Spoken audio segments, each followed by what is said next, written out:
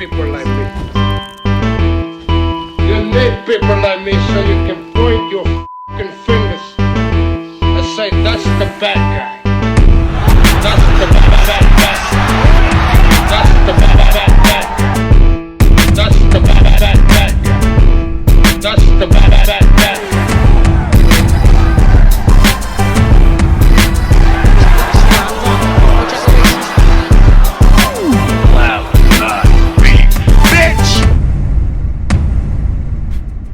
Welcome to the motherfucking relay. We're covering today's top boxing news. Okay, we'll start with this. It's official. Jermall Charlo's next fight has been announced, and it will come against Poland's own Maciej Sulecki on the heels of a failed attempt to bring Jaime Munguia over to the Showtime side of things. In truth, I've never spared any harsh words towards Jermall Charlo. And there's still more that needs to be said. He's coming up short of options right now, opponent options. And it really is his own fault because him and his team, they painted him into a corner, hoping that they'd win the Canelo Alvarez sweepstakes. And this is how you know the universe has a sense of humor. Jermall Charlo could not be bothered to unify titles with his contemporary, his rival in the middleweight division, then champion, then WBO champion, Demetrius Andrade. He couldn't be bothered to do that, no matter how many millions Matchroom offered him, only so he could end up fighting a guy Demetrius beat 3 years ago. So you're too good for Demetrius, but you're not too good for the guys he beats? Really can't be defended. And before Jermall's fans start up with the whole Canelo's ducking him crap. Need I remind you of what Jermall Charlo said himself? Up to 175 to fight Bivol. I love it. You give him credit for that? Yeah, because that's what we here for, you know what I'm saying? We want to entertain y'all at the same time. We're making the best decisions to entertain y'all at the highest level. And I just feel like, who wouldn't want to become like, get all the bills? Who wouldn't? Mayweather already showed us like, this is really the life, you know what I'm saying? Yeah. Like, I like it. Honestly, I don't even understand why. I wish I could fight at 75. I know they coming down from like 190. At least he knows that, and he has the team around him to like, prep him and get him prepared to take on a bigger task like that. So I'm definitely not like saying it's a bad thing or ducking in it. Like I don't know why that people came up with this duck and came up with like... It's going to be hard to sell that narrative that Canelo Alvarez is avoiding Jermall Charlo when Jermall Charlo says the opposite. Not only is he saying the opposite, he's actually celebrating Canelo Alvarez's move to the light heavyweight division. He even said he wishes he could do that himself. Content creator narratives need not apply. Because they won't fly anyway. Jermall Charlo is on camera saying the opposite what those guys are saying. So in the spirit of fairness and objectivity, Charlo versus Sulecki wouldn't be such a bad fight if Jermall Charlo would have been more active last year, having fought only once against a C-class fighter in Juan Macias Montiel. A guy like Maciej Sulecki is a good in-between fight for a fighter that's fighting 2 to 3 times a year. You have one high-profile fight, then maybe you take your foot off the gas, you fight a Sulecki. That's the kind of fight that is. He is a serviceable fighter, after all. Statuesque for the weight. He's not a little guy for middleweight. He's not a little guy for 160 pounds. He's got some speed in those hands, good straight punches, good 1-2. Sporting a professional record of 30 wins, 2 losses, no draws with 11 knockouts. Having never been stopped, he's on a 2-fight winning streak since dropping a decision to Demetrius Andrade in 2019, 3 years ago. He fought once in 2020, then again last year in 2021. Set to face Jermall Charlo for the WBC title in 2022. In the spirit of objectivity, the real problem here isn't even Maciej Sulecki as an opponent. It's all the other stuff that led to this. That for fighting Maciej Sulecki, you could have unified titles with Demetrius Andrade when you had the chance. Instead, you find yourself fighting guys that he beat already. Doesn't seem too interested in that David Benavidez fight. If he wanted it,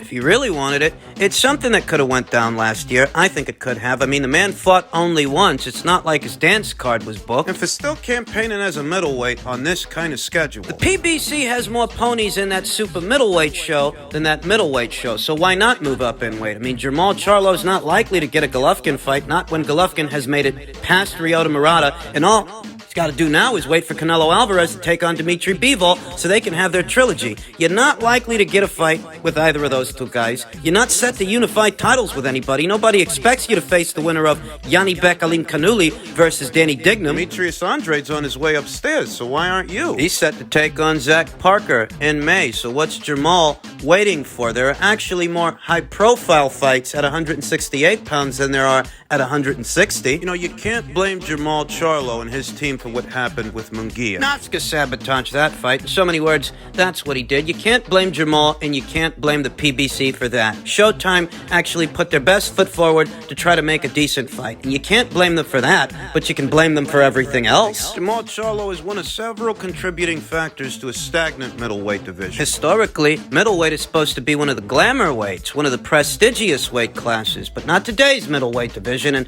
Jamal Charlo, he's a part of that. He's a big part of the reason middleweight today sucks. My honest opinion, the division would be better off without him. If he moved up in weight where the PBC's got Caleb Plant and David Morrell and David Benavidez and Anthony Durrell. They've got more options for Jamal at 168 than 160. He'd rather babysit that belt at 160 pounds instead. In a fight that does nothing for his profile. Yet another ray of sunshine out of today's middleweight division per tweet from Dake Jonovan. Rumors of Jaime Munguia versus Daniel Jacobs fighting on June 11th or any other date can be put to rest. The fight is dead at this point, money being the primary factor. On to the next one for Munguia, who eyes a June or July return. No clear next step for Jacobs. This was a last-ditch effort to get Jaime a significant fight. I don't actually know how many people here stateside are aware that Daniel Jacobs was very recently in action across the pond against John Ryder up there at 168 pounds. I don't know how many people here stateside were actually aware of that. Your casual fan.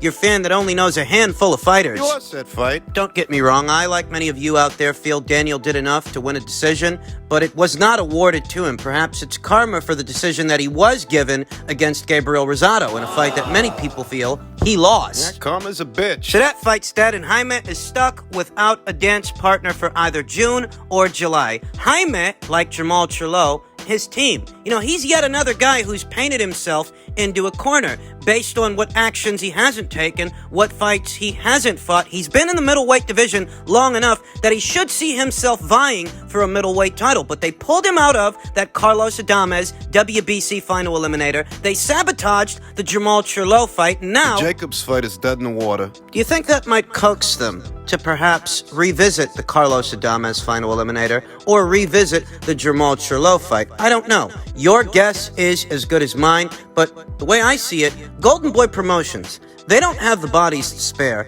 Golden Boy Promotions these days is in a bad way. They're not the same promotional outfit that they used to be back when they still were in the Canelo Alvarez business. Canelo parting ways with them, They haven't been the same since. make no mistake, they're hurting. You see what the issue is in association with the failed Jacobs versus Munguia fight. The issue is money. Perhaps Daniel Jacobs' asking price is a bit too high for a guy who's coming right off a loss. Perhaps it is, but they've got to pay to play because they're the ones that need to get their boy a dance partner. You just sabotaged 2 fights for this guy. The Adames fight and the Charlo fight. So what have you got to offer him? Bucket of nothing. I'm telling you, today's middleweight division is fucked. It's fucked. You got Jamal Charlo fighting Maciej Sulecki, Demetrius Andrade's sloppy seconds. The most he can aspire to do in a fight like that is potentially be the first guy to stop him because he is under some pressure. You go in there with this guy and you look lackluster. If he can't handle that guy as easily as Demetrius did. Well, how do you think that makes him look? Got better fights than this waiting for you at super middleweight, but you don't want any of them. Meanwhile, the people at Golden Boy Promotions are screwing the pooch for their own fighter,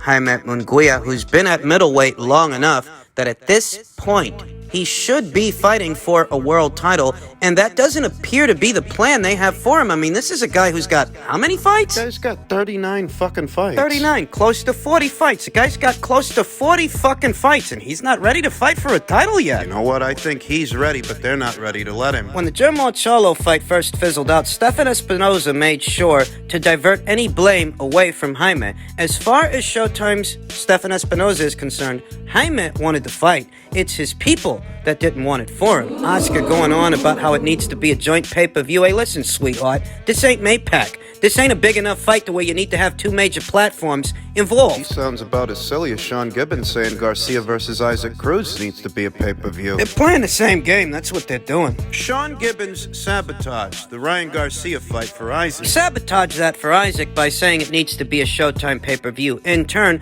Oscar sabotaged the Munguia versus Charlo fight by saying that needs to be a joint pay-per-view. The both of those propositions are not realistic. It's silly, and what it exhibits is Nobody wants to send their guy across the street. Sean Gibbons don't want to send Isaac Cruz to DAZN, and Oscar De La Hoya, he don't want to send Jaime Munguia to Showtime. As a result of that, it's the fighters that suffer. Isaac ends up fighting the likes of a very past it Yuriorkis Gamboa that did absolutely nothing, couldn't put up a fight against him. Meanwhile, Jaime Munguia, he's stuck without a dance partner. They tried to salvage the situation with Danny Jacobs, but now that fight has fizzled out. They're screwed. Even worse is that Jaime Munguia, like Jermall Charlo, there was an avenue of opportunity there for Jaime to target a Demetrius Andrade fight on his side of things. Wouldn't have required him to cross over to another platform like Showtime or any other platform, because both Demetrius Andrade and Jaime Munguia, they were boxing on DAZN. Demetrius, he's a network and promotional free agent now. And as a result of Old Fish Eyes Frank Warren